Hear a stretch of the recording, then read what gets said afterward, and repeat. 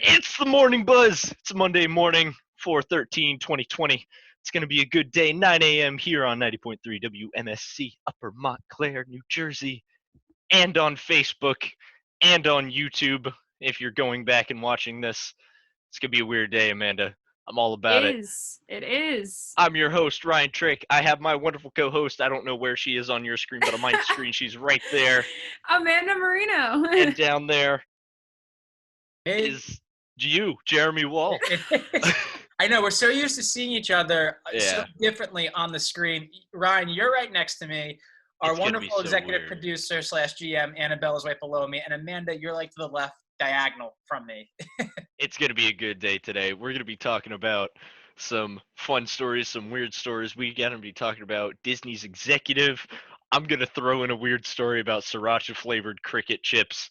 It's going to be a great day today. And we Gonna be also a good day. have a wonderful interview coming up. But we'll tease a little bit about that later. But first, of course, as per usual, we are going to kick off today's show here on the Monday Buzz with Jeremy Wall throwing us a newscast. Jeremy, what's going on in the world? Ryan, a messy situation out in the South. According to the Weather Channel, 18 people have died after deadly storms hit the region. A total of 40 tornadoes have been reported to have hit Texas, Arkansas, and other states in the South. About 300 homes were damaged or destroyed in Monroe, Louisiana, and over 1.3 million homes and businesses were without electricity. And guys, that storm system that hit over there, it's coming up into our region today. It won't be as bad, but there will be some high wind gusts and more. I'll get to that in a few when we get to the forecast. Despite social distancing rules, though, people still packed into a Kentucky church yesterday for Easter Sunday. TMZ has reported that Maryville Baptist Church had nearly a full house, leaving police officers to issue warnings and citations. And there were even nails in the parking lot. I can't imagine how many flat tires left that church parking lot. Or were left at that church parking lot, shall I say. Nails in the parking lot, not always a good situation. Well, according to Newsweek, UK Prime Minister Boris Johnson has been discharged from the hospital after being hospitalized for coronavirus symptoms. The 55-year-old Prime Minister was in the hospital for a week and moved into intensive care a day after being admitted. Johnson is now recuperating and will not be returned to work quickly. Another NJ police officer has died due to complications from the coronavirus. NJ.com has reported that Bedminster Sergeant Altrack Patterson died yesterday and is the second New Jersey officer to die on Easter, the other being Patterson officer Francisco Scorpo. Patterson was 38. The NBA, like all other professional sports, remains on hiatus due to COVID-19, but that did not stop players from playing a game of horse from their house. Did you guys catch that one? No, I didn't. No, I heard about it, though. You know, I saw bits and pieces of it, but I was really hoping, or I thought they were going to be like on like basketball courts, like all these different ones, of course, abiding by social distancing rules. But I'll have to check it out someday. Let's get to the forecast. Today we are looking at a washout as storms will batter the state with high wind gusts up to 70 miles per hour in some areas. Tomorrow, the sunny skies return with highs in the 50s.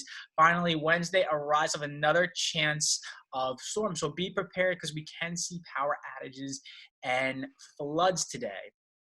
Yeah, it is looking out my window here, it is just a wonderful, beautiful gray day. Yeah, I made sure I charged all my things last night, so like all my devices. So I'm like, I can't be in quarantine with a power outage. Yeah, there you go. Jeremy, what happened this weekend? It's a Monday. The weekend just happened. It was Easter. It was also Passover. I hope you had wonderful holidays, everybody out there listening. Yes, both holidays took place this weekend, and some Cowboys players decided it was a good idea to party. According to TMZ, Cowboys quarterback Dak Prescott had a party at his home in Prosper, Texas on Friday night. Guests were in attendance, including the team's running back Ezekiel Elliott. The party was for one of Prescott's friends, and there was even a sit-down dinner later in the evening for a select few. How about that? Yeah, I mean, why on earth are you throwing parties during quarantine? Yeah, I feel like a lot of people think they're they don't need to follow the rules in this case. We see this a lot with grocery stores, people doing limits on things. Like it's the same thing. Like you're not above the rules just because you're like a football player. You gotta follow the rules like everybody else. Oh, what are you gonna do? And What get are you this gonna one. do? According to CNN, some European countries such as Czech Republic, Austria, Denmark, and Norway plan to get things running again as soon as this week. Denmark is set to reopen kindergartens depending on how coronavirus cases remain. Norway will follow a week later. Austria plans to reopen small businesses sometime now that Easter is over, and people can shop at hardware and bicycle shops, play tennis, and go swimming in Czech Republic. So nice to hear how some of these other countries are slowly getting back on their feet. Yeah, it is. It's good to see all these countries getting back on their feet, really. On to, speaking of countries, that's a segue. We're on to the COVID visualizer. Trying to keep up to date. For those of you listening, you can always watch on Facebook Live or later on YouTube if you'd like to see the visuals of this. We're going to start off with the good old US of A. Today, there have been an increase in 133 new cases and an increase of 10 deceased. As always, our thoughts and prayers here at WMSC go out to the families suffering from COVID. Currently, there are 505,684 active cases, just over 22,000 deceased. However, always keep in mind that the recovered numbers are usually looking better than the deceased numbers. There are 32,634 cases recovered, which is fantastic. If we take a swim across the pond, moving over to Spain, there's 87,000 active cases with just about 17,500 deceased and 64,700 recovered, which is a fantastic number to see. However, we should also keep in mind that just today there has been an increase in 2,600 cases and 280 deceased. That's what's happening over on the COVID visualizer, and it's we're starting to see some better numbers here in the U.S. and starting to see some harder numbers over in Europe. But as always, we're trying to keep our spirits high about this whole thing. Yeah, definitely. Exactly. Now, let's move on to our first story for the day. Yeah, and before we move to there, I do want to say Annabella, our general manager here at the station, just said April distance brings May existence. So there you go. We gotta think about that, just I like that. Keep your distance now, stay home, only go out when you absolutely need to, and we can just get be on smart. we Don't can get throw on with a our party lives. Yes. Of 30 people. Don't be like that Cowboys player. We don't need that. Dak Prescott. No, it's just be smart. Be a somewhat. Here's the thing, right? And this is the last thing I'll say. We as human beings are very intelligent species. Arguably the most. I'm getting to that. Arguably the most intelligent species on the planet. It's not that hard. Come on, man. If you want to party, do it through Zoom. Make a Discord server. You're like a millionaire. Have somebody make the Zoom call or the Discord server for you. Don't throw a party. It's not that difficult. Anyways, you're right, Amanda. We are supposed to be an intelligent species, but are we? Anyways, moving on. Amanda, what do we got for our first story today? So, staying local with New Jersey, we found this article from NJ Spotlight, a story by John Hurdle and produced by NJ Spotlight. Its content is being used as part of a special new NJ News Common content sharing agreement related to COVID-19 coverage. So if you want to read more about the story, head to NJ Spotlight. But there's been a pressure on like food banks and pantries as demand surge with rising jobless ranks. And, before I even saw this article, I even realized that it has become an issue because as we see, like, besides having a higher unemployment rate and everything, I don't know if you guys have ever seen them, but do you guys know those places where you could like pick up a book or something and like you could drop off a book, so if someone wants to like read a book, you just put it in this little box outside kind of thing? I've been seeing people have been trying to do that with food a lot more lately, but like now it's become kind of an issue because not even just people aren't donating because they can't afford to, but also the idea is if someone is sick, they can't donate. And I think that's Yeah. also becoming an issue with a lot of other things. Like I know I was cleaning out my closets and stuff. I'm like, I'm not going to go donate my clothes because someone might not trust it. You know what I mean? Like, it's like, it's one of those things where it's like a hard thing. Do I just wait till this is over, keep it in my car in the meantime?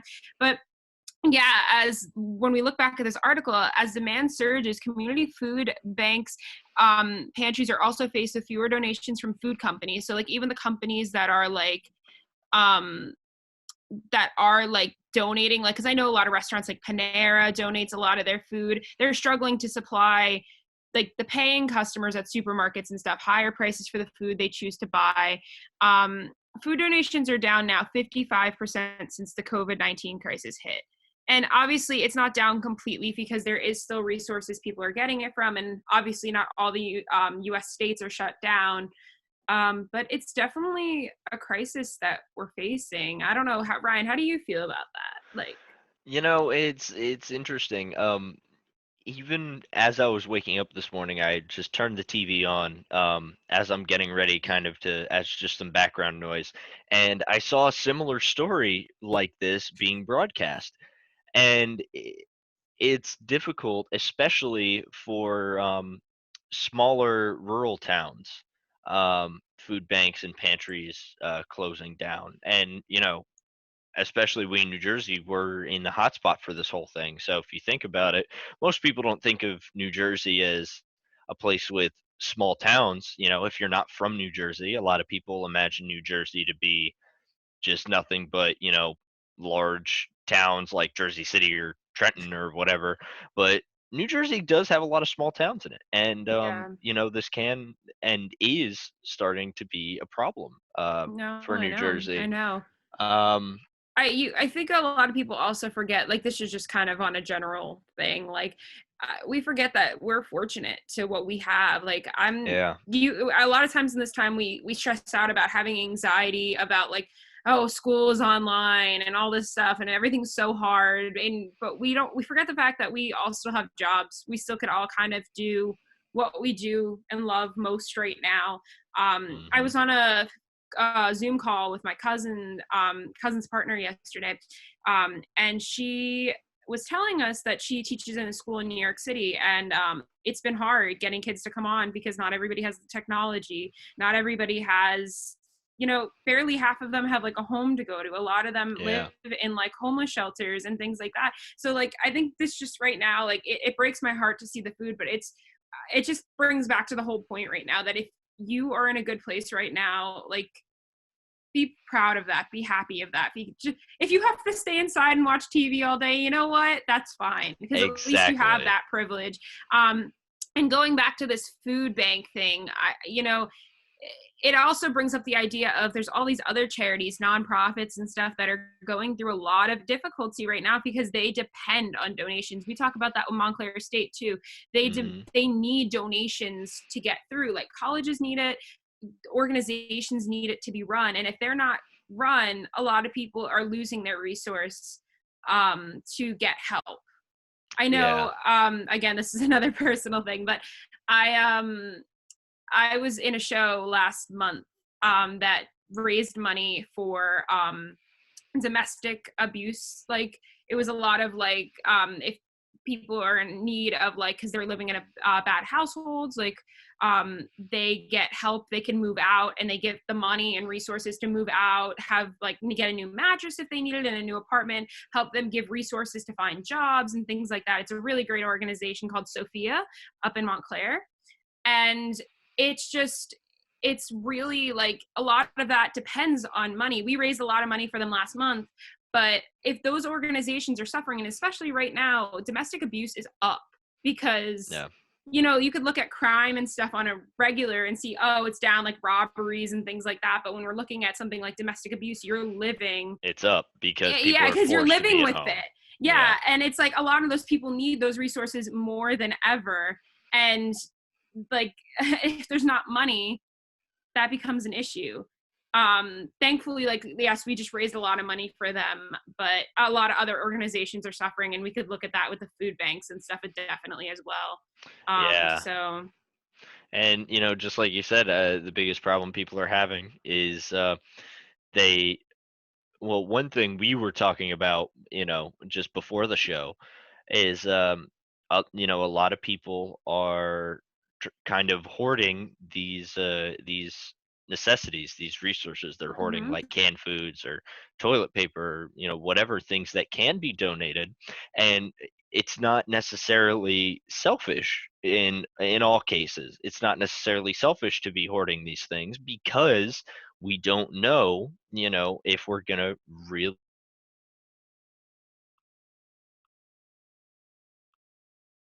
Ryan. I, yeah, I was noticing that as well, man. Like, did he freeze or was that my computer? Anyway, well, he's frozen. Jeremy, do you have any thoughts on the whole situation? I mean, I have a feeling that once this is all over and social distancing goes back to the web or even dictionary, um, people will learn to appreciate each other more. And it will just be like a whole celebration. It will remind me of like the ending of a movie. Yeah, definitely. Yeah, I like I said, like the charity thing is really um the so sorry, I was blanking there. Ryan just texted me saying he did lose his power. So we will be taking over for the time being, Jeremy. Yeah. So so as we continue, we just want to say stay safe when your power's out too, especially. Ryan, we hope you're doing well. Yeah, these charity thing, I really feel for these people because a lot of people like they depend on their jobs from them because a lot of them started these nonprofits like as their main source of income to or like as their source of happiness to like run these, and like the fact that it's kind of getting ripped away from them too, and none of these organizations can do that and help, so Right. I don't know. I feel for them. I've raised money for plenty of charities before, and I feel bad because like none of us could do anything. Nobody could host events. Nobody could do this thing. And like I said, people are afraid to even donate something like a can or something because what if you're sick? We could be both sick right now and we wouldn't even know it, Jeremy, because we could be like not showing symptoms. So it's one of those things. We just want to let you guys know that there is a lot of severe storms. So if like anything happens while we're on the course, just know that we're both in areas that are really bad storms right now. So if we do go out, we're sorry in advance, but we just wanted to let you know. But Jeremy, do you have anything else to tag on with the charity thing? Or Well, you mentioned before about what to do about donating clothes, and I had clothes to donate. And my thing is, the best thing to do would probably be just to wait until everything gets back to normal. yeah. I think people will be more trustworthy of that, Mm-hmm. and it's just better. But one of the things I like to do with my clothes is, in addition to donating them, I like to go to Plato's Closet and give them their CFO if I can make any profit. Obviously, I can't right now, but if I can't get profit, I always like to go to charity, give it to those in need. Yeah, definitely. Um, it's a really rough time, and I feel bad completely for those people that don't have anything, and those rely on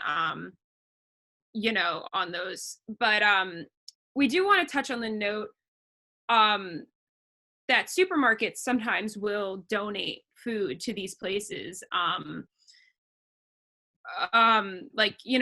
always knew this one thing, like with Panera and stuff, they always donated their bread and stuff, but the problem is with a lot of these Their organizations, bread, their bread is good, their and like food I is know gold. Like just the way it's served and taste and everything. I love their food. I don't have it too often, but when I do, oh, I like those places I know personally because I go there so much, but I know they donate. But like in times of this crisis too, like I mean, I'm hoping places that are still doing well, like if Panera is still doing well, they started their new thing that we're going to talk about soon, starting with their groceries and everything. So preview of our future story. We like if places aren't doing well, like a lot of restaurants and stuff that might donate and give back, if they're not doing well, how are they supposed to give?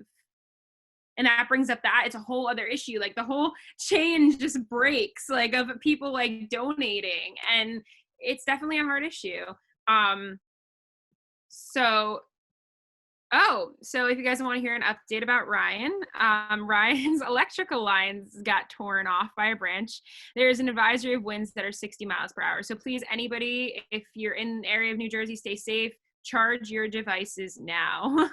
Any of your computers and stuff. So, but in the meantime, while we're waiting for our interview and stuff, Jeremy, did you see that news article today about Disney? I did, and I remember Bob Iger retiring, and little did I know he tried retiring 4 times, the New York Times reported, before February. Mm-hmm. Yeah.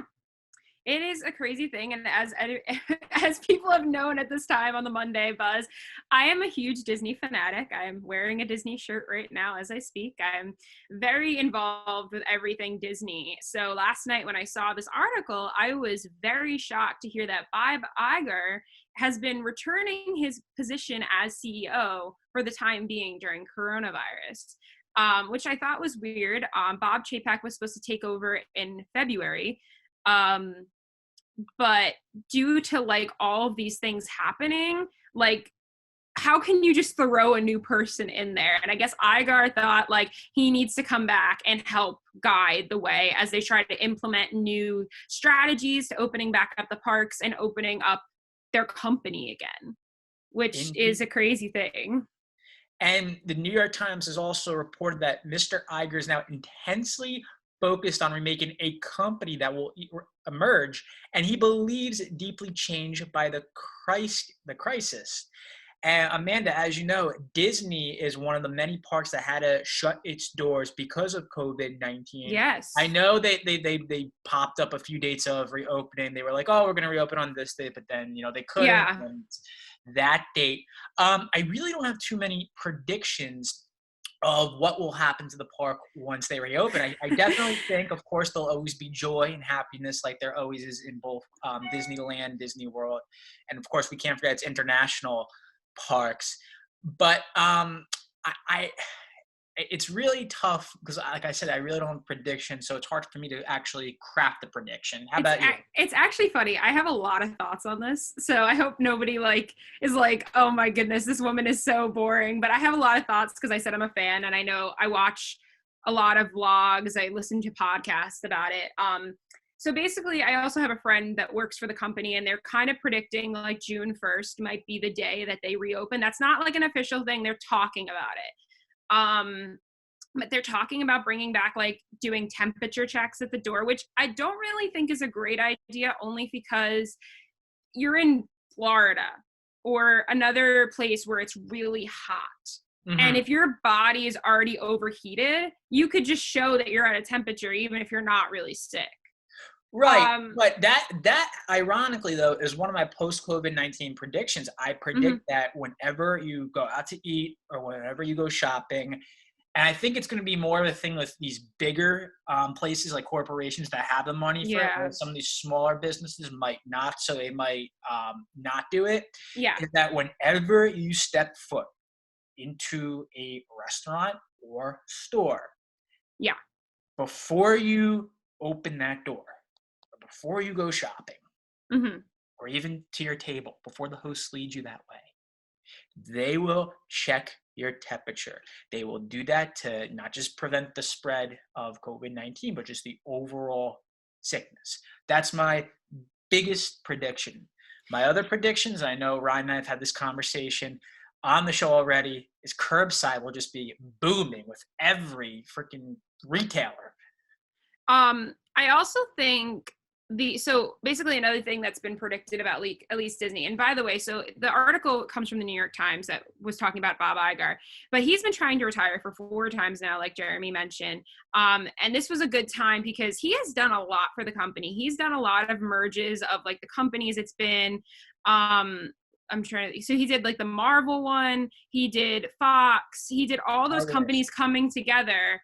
And like, that's a lot of ownership. And I'm pretty sure he was only CEO for 15 years. So that's a lot to be done during that short amount of time. He's also 69 as well. And I read his book recently, The Ride of a Lifetime, which tells the story of how he was this person working for the company years ago and just worked his way up. And he even was working for ABC before they acquired it in the mid-90s.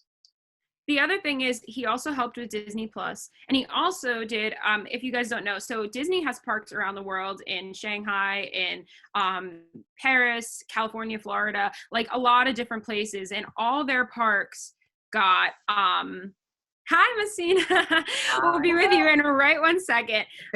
So they have a lot of these acquisitions that they own and things, and they're just starting to reopen Shanghai. So I'll be interested to know what else he does as he's taking over with this whole thing. So yeah.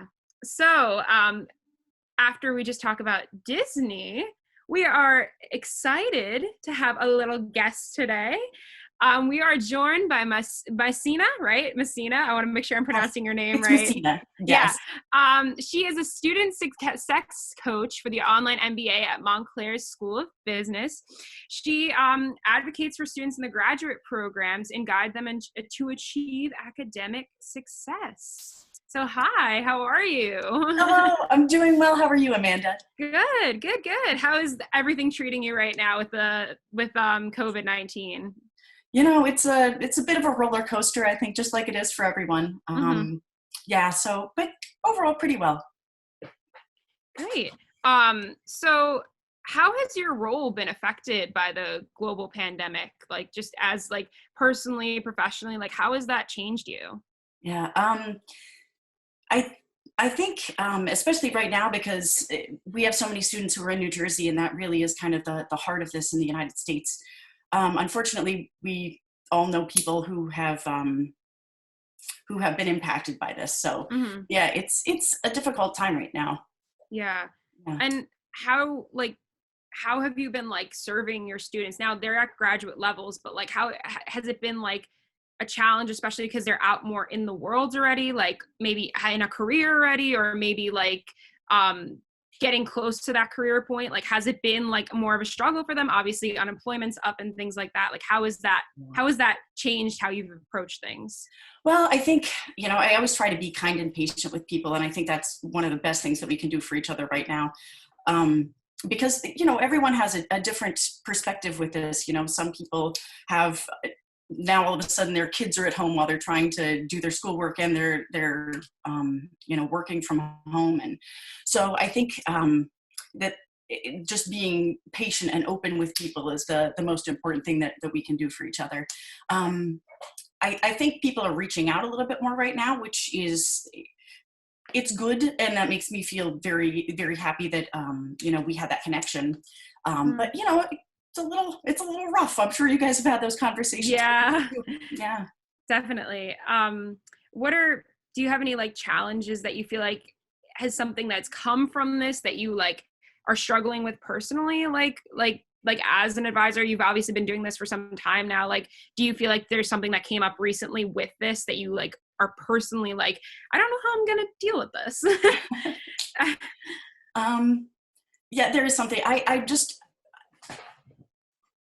It's difficult to talk about right now. So yeah, I get that. So you are a success coach though. So like what kind of tips do you have for people that are maybe as students or people that are out in the real world already, adults that are struggling through this? Do you have any like specific tips? Absolutely. I mean, I think the interesting thing about this is I think whether we're adults or small children, we're all kind of dealing with the same fears and anxieties and not knowing when this is going to end, and, separation from our friends and our loved ones. So I think really doing everything that you can to kind of, I don't know, it sounds cheesy, but to make your days special, to kind of celebrate the time that we have. Yeah. I think it's really important. And even if, I know some of you are at home and maybe you're with your family and you've been together in this house for like weeks and you're ready to go nuts. That's a different challenge than someone who's been alone for a few weeks. But there are things that we can all do. I think one of the most important things for me has been getting up, and this sounds so lazy of me, but the first few, it was like a week and a half, I was just kind of a slug person. I mean, I'm working from home, I'm alone, and it's like, you know, getting up and getting a shower was like a win for the day. Yeah, I completely feel that. As like when I first started being home, like I knew I'm like, I cannot stay in my pajamas all day. I cannot. I am going to get up, I'm going to shower. Like, so like I get up, I shower right before I come here, and then I like do the show, and then I like move on with the rest of my day, do my homework. And I feel like that's been having a structure. And do you see that with your schedules too, that like structure is something that's very important? Absolutely. I think having a routine, and, you know, starting out by getting up and preparing yourself for success for the day, just like you would at any other time. I mean, prepare for how you want to feel for the day. So do get up like you are and get ready and, you know, put on something special and get your hair done. And, you know, then when you walk past the mirror, you feel good. And I think it's important to kind of keep your house in order too. And as far as routine goes, if you're working from home and you're studying from home and then you're trying to relax at home, that could be a real challenge. Yeah. So now, I think the separation of space is very important if you're able to do that. Yeah, definitely. Yeah. How do you like, what can you tell to people that are like, maybe like, obviously a lot of us are in one house at a time. Like if we have like our parents here, our siblings here, like how can you, like we have to still work on our structure and still get our work done and still do what we got to do. Like what's your best advice for that? Well, I think, being honest with each other and kind of creating a structure together, because there are times that you're probably going to be kind of tripping over each other and your schedules might not exactly coincide perfectly. So, you know, you may have one person who's like working over the, you know, at the kitchen table and really trying to concentrate while, you know, someone else is like, you know what, this is my free time and I want to listen to the radio. So I think if you can work on that schedule together, that can really help to avoid any conflict that you might have there. You know, and if there is a way to kind of coordinate working times for everyone together, whether it's the kids or, you know, college students or you know, your mom and dad, then that's probably the best. And it's great if everyone can have their own space too. Yes, definitely. I agree. I completely agree. I know I need to just get away from everything for a little bit. I'll like hide myself in my room a little bit and just do my thing. But I have a interesting question actually for you. So obviously challenges and issues arise all the time in just with all of this. Obviously we saw this came from like nowhere almost. But there's also challenges that come up on a daily basis. We're online a lot. Like, for example, I am usually one of two hosts here today. Our other host, Ryan Trick, was just, his power just went out about 5 minutes ago. And so there were supposed to be 3 people on here with you today. So his branch just took out his power. Oh, that is the picture. So like, how would you, so with on top of this pandemic and little challenges like this happening that change so fast, like this call just changed so fast for me personally. Like, how do you like deal with those challenges that come like out of the blue? Yeah, I don't know what to say other than we just kind of have to roll with it and be like, you're being very accommodating right now. And, you know, you're just kind of in the moment, picking up the pieces and doing what you need to do to make it happen. I had a similar situation last night. My internet connectivity, like I live in a place where I can't get internet for, it's like this one block at the end of town where, you know, you either sign up for the, you know, $100 a month, like cable and all that nonsense, or you get a little hotspot. Well, I have a little hotspot. And last night it stopped working. And I'm like, oh my gosh, I was having like a panic. But then, you know, I figured, okay, maybe I could use my phone. So I just started thinking ahead. So I think in times when we've got a lot of challenges, if you can just almost kind of plan with a contingency in mind, that way, if you get to the point where, you know, you don't have access to something, if it's possible, then maybe you can work around it. And now, like, obviously, like we said, there's obviously problems and stuff, and a lot of people stay negative in this time. What's a way that we could definitely stay positive? Do you have some tips on just staying positive and being like making the most of the situation? Yeah, I could say personally, when I have too much downtime, that's when, you know, my head just starts going in circles. Yeah. So with think it's important to not to stay busy just for the sake of staying busy, but to have those moments where you can just kind of get lost in something.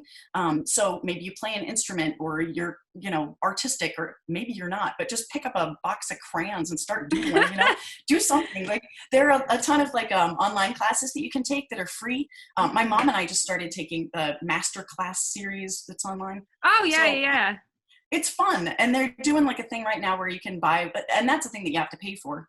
But we can buy one membership, you get one free, which is a nice little thing. So it's a light thing. It's not like you have this end goal in mind, that you have to accomplish something. It's just a nice way to give your brain a break.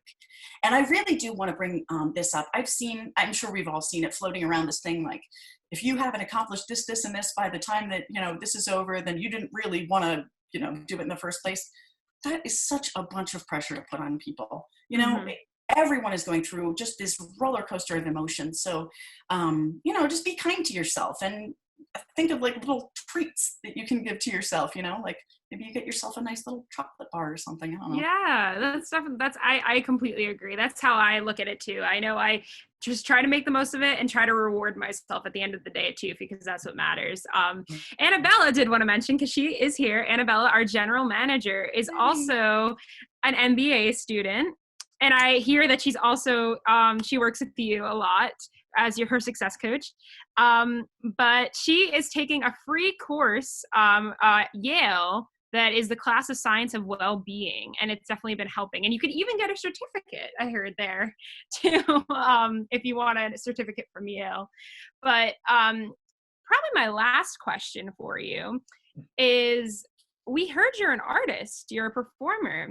I am a performer as well. I'm a theater major. Wonderful. How do you cope with the stress using your art? I have been trying to master the electric guitar. It's a completely different type than the acoustic. So that's been keeping me busy, and that's one of the ways that I can kind of get lost in things. Social media is really a positive space right now, I think, for performing artists. So that has been wonderful.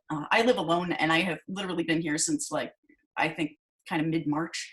And and I'm an extroverted person. I love to be out and about and see people. And that has been a lifeline to me, just to, you do a little live stream and you feel like people are actually in your living room with you. Yeah. So, what about you? I've been doing the same thing. I've been recording some videos, doing some self-tapes for acting and stuff like that. And also just using this time to my advantage, to maybe work on a song or monologue that I've been wanting to work on and things like that. I was writing some music the other day too, just trying anything that I can. But sometimes I also feel like I'm forcing myself to be creative. So I don't want to do that either, because I know a lot of people tend to do that too. And that's obviously not good either. And I'm sure you could attest to that as well. Yeah, you definitely want it to be something that you continue to enjoy and find enlightening. One more thing that I really want to say that I think is so important with all of this is part of routine to include some sort of movement or exercise in your day. If you can, get outside. Fresh air is so important. Open your windows. But I really think that's an important key to all of this too. And it helps you, it helps you feel like you've accomplished something during the day and takes care of you. Yeah, I completely agree. Thank you so much for stopping by, for your valuable tips. Now, what are some resources that anybody can contact you, at students or anything? Is there a way that we can contact you, an email address or anything that anybody could reach out with questions or anything? Yeah, so my email is studentsuccess@montclair.edu. And I work mostly with online MBA students, but if anyone wants to chat, I'm very happy to do that. Oh, that's good to know. I'm glad to know that too. But we do have a little surprise for you before you leave. We would like to play you out with a little cover of your song that you did, Breathe. Annabella is going to play that for us right now.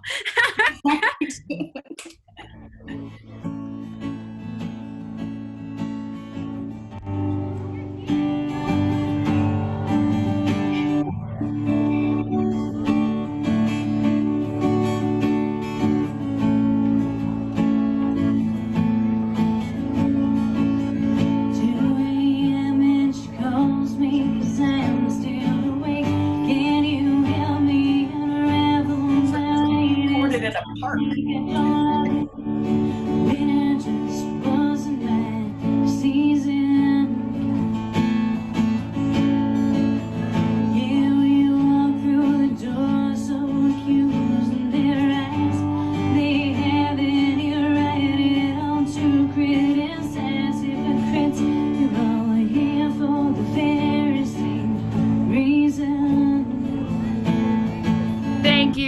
thank you once again to Mycenea for coming out to talk with us about her successes.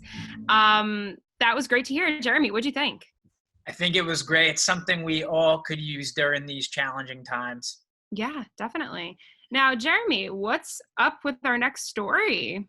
Well, Amanda, before we get to our next story, we want to bring this to our audience. GMA co-host George Stephanopoulos has tested positive for the coronavirus after his wife, Allie Wentworth, was diagnosed with it. According to Entertainment Tonight, the 59-year-old revealed on Monday's show, speaking with Robin and Michael about it, and he says, I also learned over the weekend that my test came back positive for COVID-19 as well, which is really no surprise given the fact that I've been here for a couple of weeks.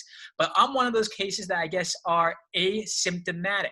The host revealed he's never had a fever, never had chills, never had a headache, no cough, no shortness of breath, no nothing, and he's feeling great. And he also added that his wife's condition has also improved.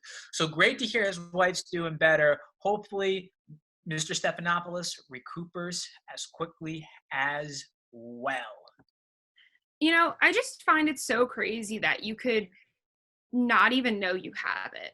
I think that's where I get so confused. I know we were talking about last week, Jeremy. I don't know if you were there the day that I mentioned it on the Buzz, but I know I read this article and I posted it on Facebook and talked about that if you were sick back in like November or December or even January, you could have already had it and you just might have not known. I know personally I had a really bad cough. I had, what else did I have? I had like this really bad congestion. I felt like I couldn't breathe. I was using some of like Vicks and stuff every night. And it just felt awful. And I felt like so destroyed, but I thought it was just like, you know, the end of the semester. And like, it was just all hitting me at the same time. And it was just like, you know, I was really tired. I was very just everything. And now I think about that now and I'm like, maybe I had it.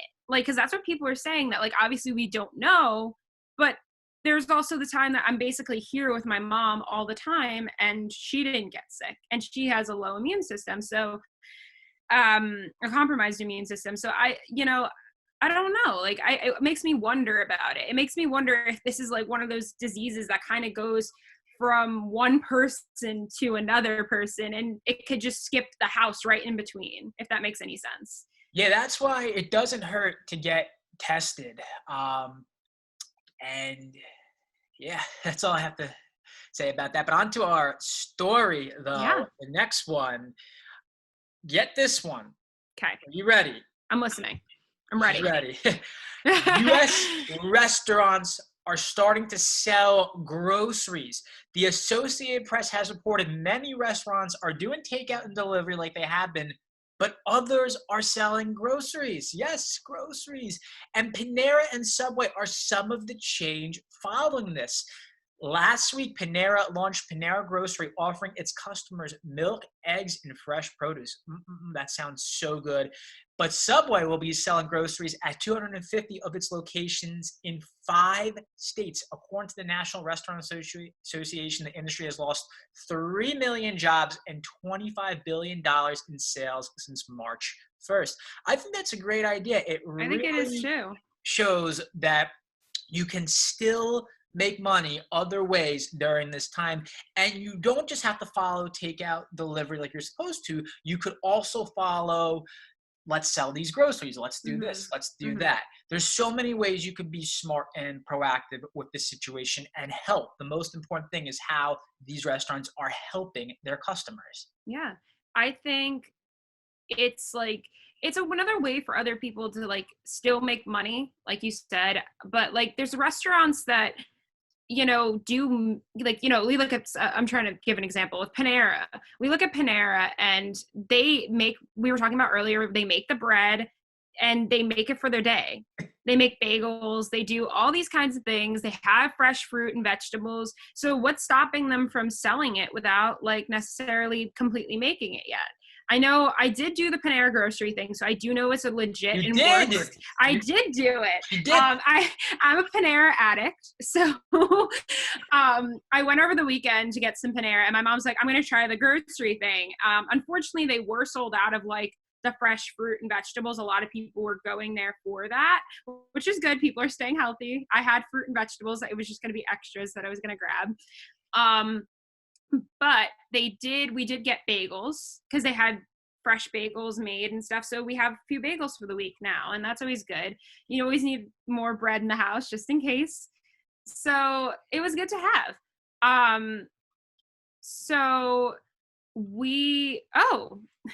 Well, I'm in conversation. Annabella, once again, our general manager, has just messaged us that Ryan's car got crushed oh my goodness, poor Ryan.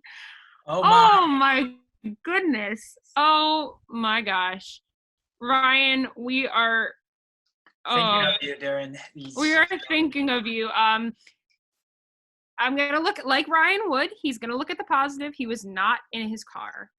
I'm going to look at that, and he is inside, safe and healthy. So we are going to look at the positive of that. Thank you, Annabella, for showing us that picture, even though it's making me sad. It's making me really sad right now. It's stressing me out.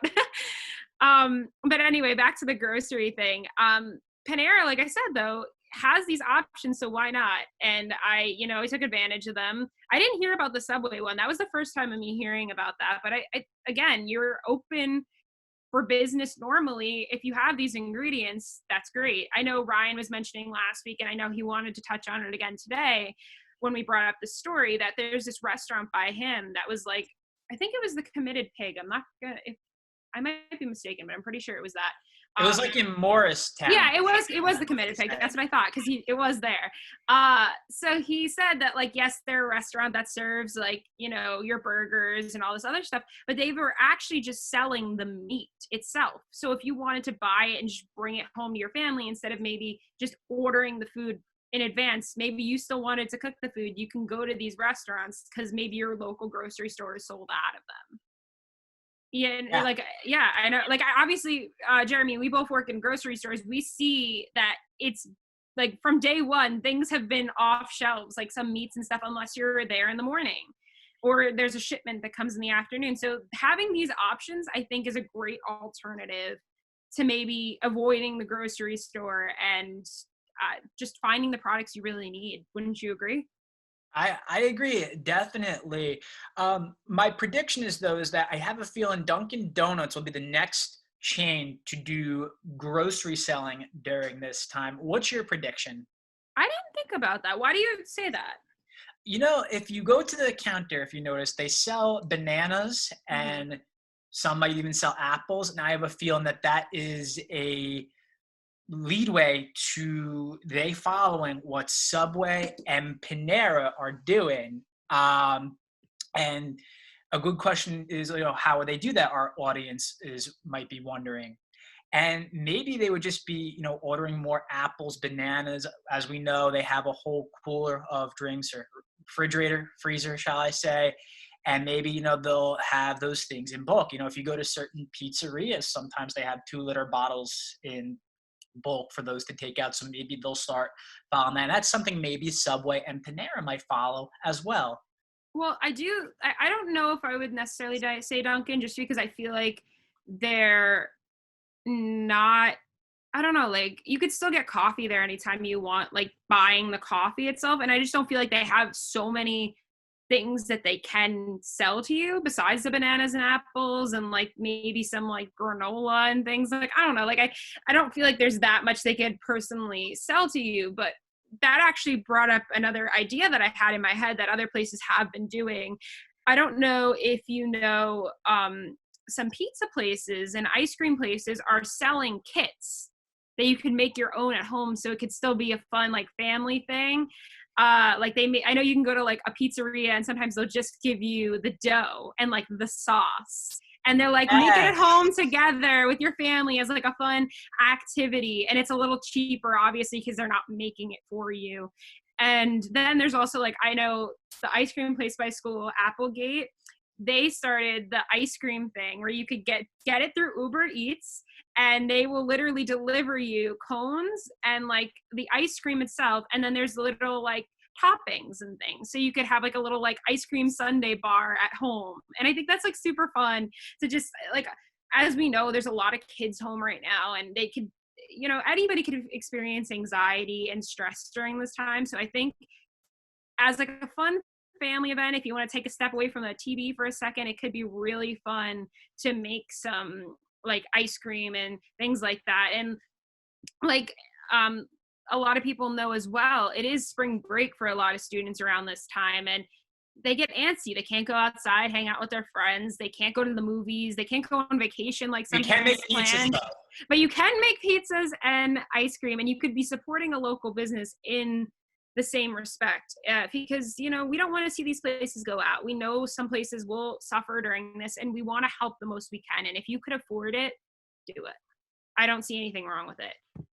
We like to look at the good things here at the Buzz, as many people know. I feel like I'm stealing Ryan's line now. I'm just like, we like to look at the positive.